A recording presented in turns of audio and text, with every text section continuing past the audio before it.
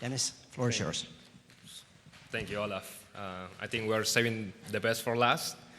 Of course, when I say this, I'm talking about the reception afterwards, not my presentation. I'm just going to quickly so that we can move along. So I'm going to save you some pain and not going over these slides, which I just have these just for education purposes. So I'm going right direct to my presentation. So towards an end-to-end multilingual web.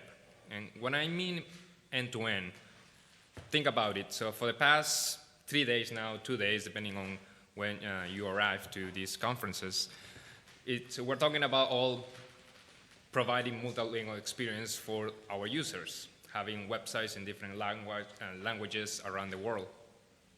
I want to make that statement a little bit farther and make the identifiers of these websites, domain names, also multilingual. So don't keep those domain names in English or in ASCII characters. If you are talking to a Chinese customer, make your, so this is going by itself? All right.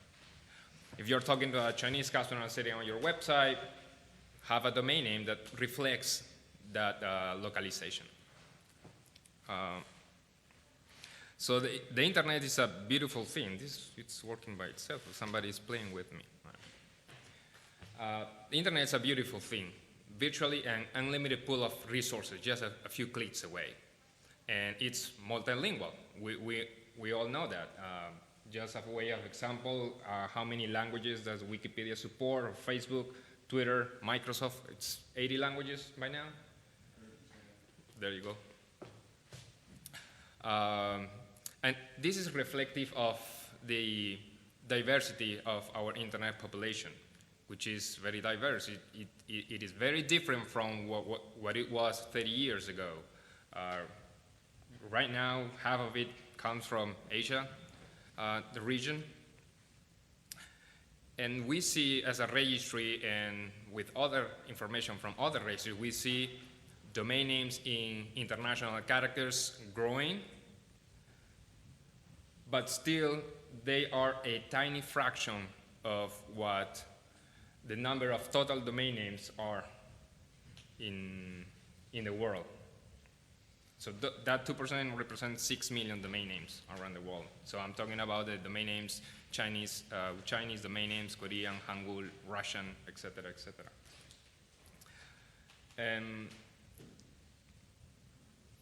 So last year, UNESCO World Report on IDN deployment, along with URID and with collaboration of Verisign, they did a whole study, and they say that IDNs enhance the diversity in cyberspace, and websites with IDN domain names are good predictors of the language of the content, which means if I find a domain name in Chinese, it's very likely that I'm going to land into a Chinese website, which doesn't happen the other way around.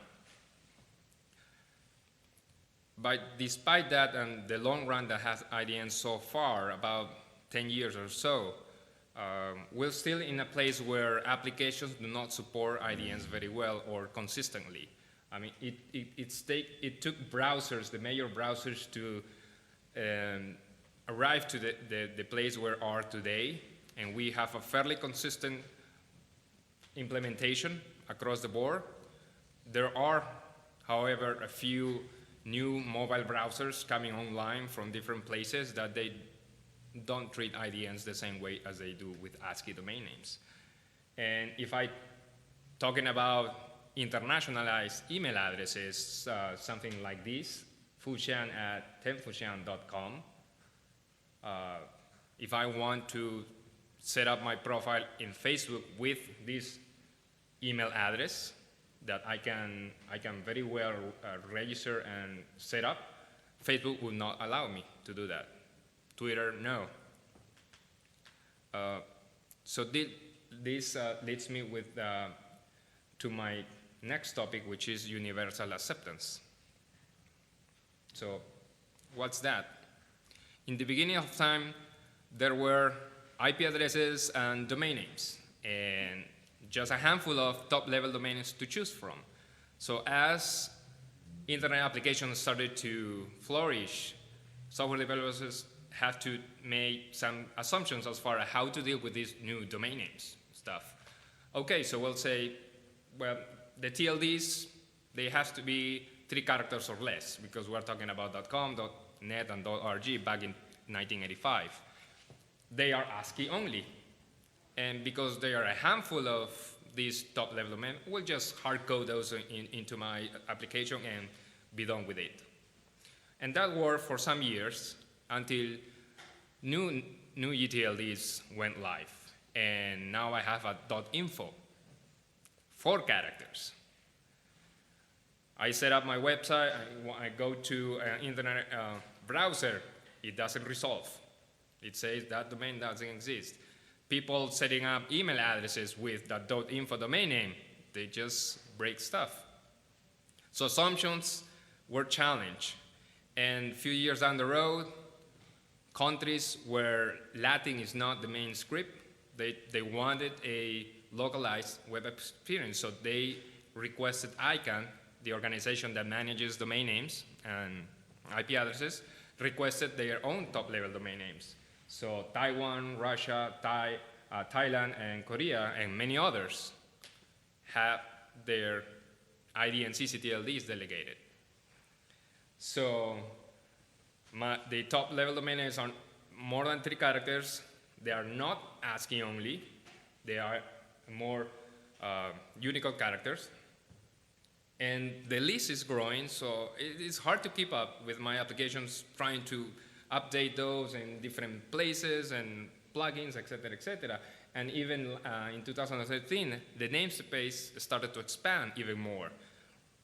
Right now, there's .shops, .auto, .docs or bike, and many others ID TLDs going live as we speak, and hundreds more coming next year.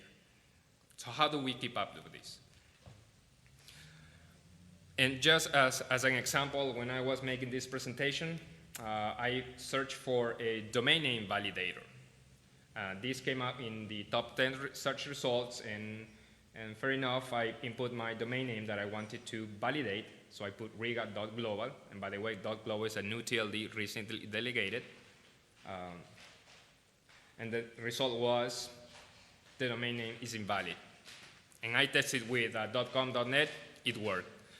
So it clearly is using a fixed list of TLDs here to validate what is a valid domain name or not, as opposed to using maybe a dynamic list, which is the public suffix list that is constantly being updated, so that you don't have to do that logic yourself. You just pin that database and you get back your result. So universal acceptance is about ubiquity, so that users can use the new names the same way as the old names. It's about delivering a consistent and predictable user experience to users around the world. Unfortunately, we are in a vicious circle.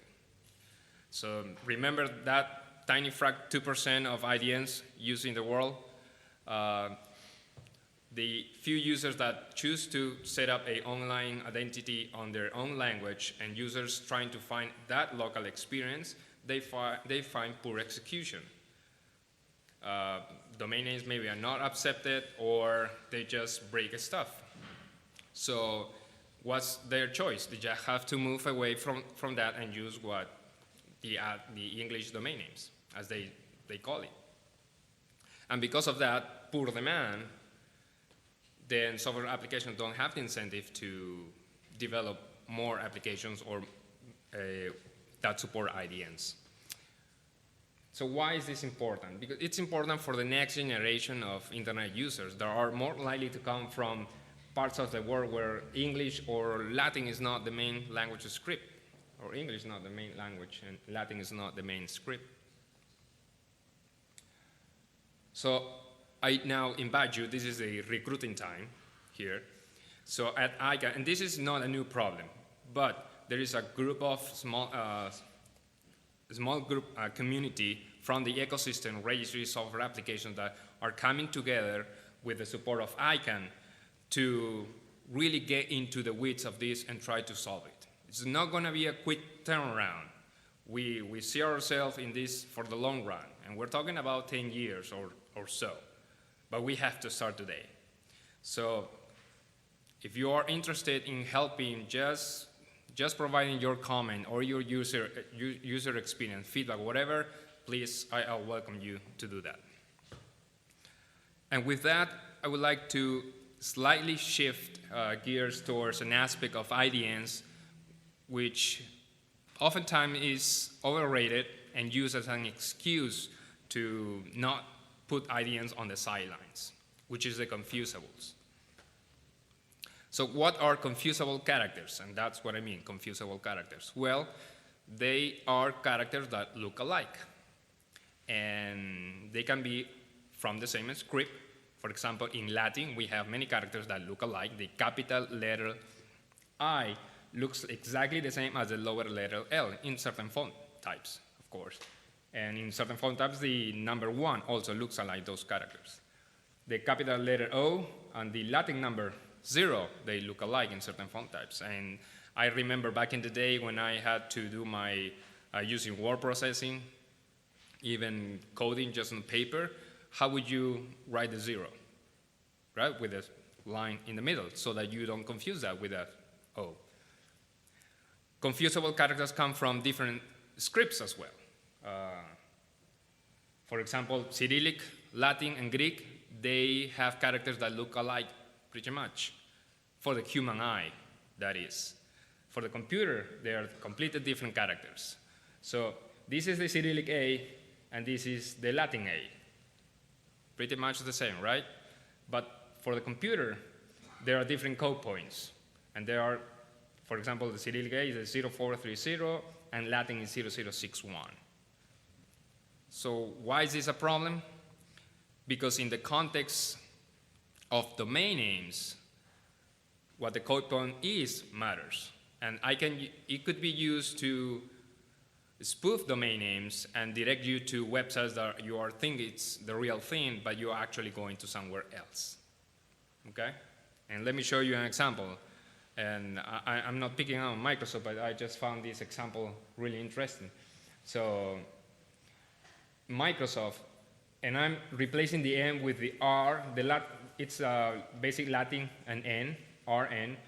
And if you find the right typeface and the font size, this combination of R and N will look like the M. And people could use that to spoof a website or domain name or a resource. A more sophisticated way to do that is using mixing scripts within a label. For example, PayPal looks like the real thing, printed. But here I'm using actually the Cyrillic characters. And for domain names, this means this label. If you're not familiar with IDNs, what is happening here is that the DNS underlying technology remain ASCII only. So for DNS to understand IDNs, they have to use the Punicle algorithm and transform to something that is ASCII only. So this PayPal, it's actually this label, xn -- and the Punicode output of that algorithm. So this domain name is completely different. It could be paypal.com or .org or .net, whatever. And I can use that also using Cyrillic and Greek characters to spoof a different brand, whatever. While this is in theory possible, we have standards and we have guidelines to deal with this and to prevent this. So good actors will do the right thing. So for example, some of the preventive measures applications could use, and I'm going to use my Internet Explorer, Internet browser, for example, is that if I'm typing a IDN label, in an IDN domain name in the address bar, when it resolves back and shows me the website, the Internet browser could choose to just expose the Punicode label, which is, for example, if I'm a Russian, and I'm going to this Russian website, I will get back this. Of course, I'm just a regular Joe surfing the internet and I don't know anything about Punicode and algorithm, DNS, infrastructure, whatever, so what's this? That's a bad user experience. On the other hand, a better user experience could be, which major browsers are doing today. If I'm a Chinese user and I set up my browser with language Chinese, then I will get a Chinese domain name back. So I don't see nothing of this ASCII gibberish label in front of me. So I don't know. Everything happens in the back like a magic box. So that's a better user experience. On the registry side, so the organizations like Verisign who manage domain names, we can set up, we have standards and guidelines to follow so that we can prevent these issues to happen. So one is the RFC, so the IDN in 2008, that's the latest RFC that define how IDNs should be defined, used. They define what character code points I can use for domain names. For example, I cannot use smiley faces for domain names.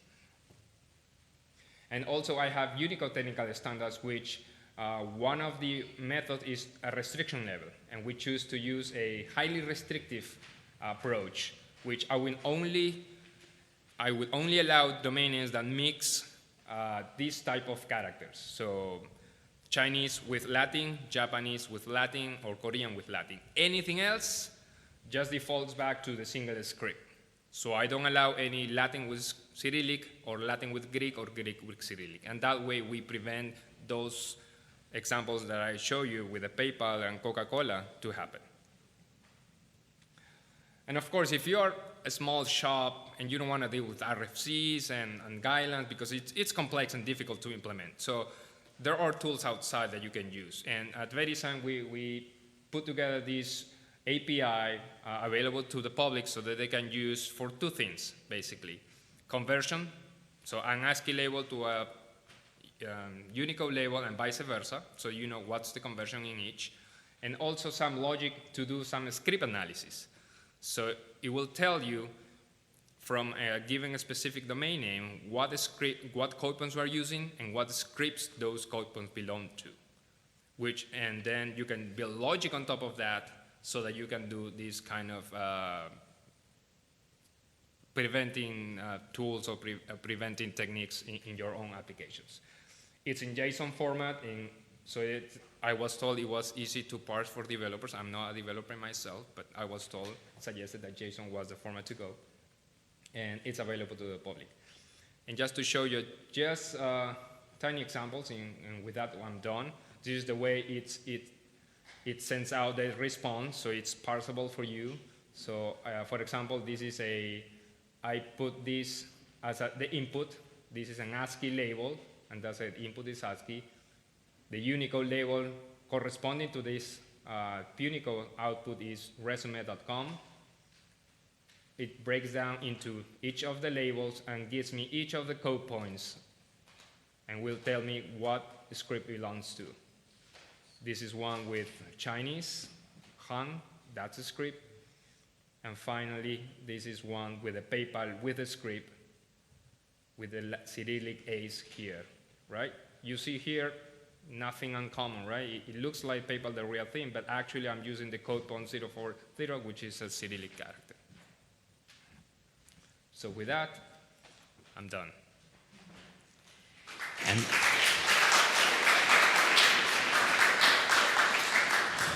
thank you very much.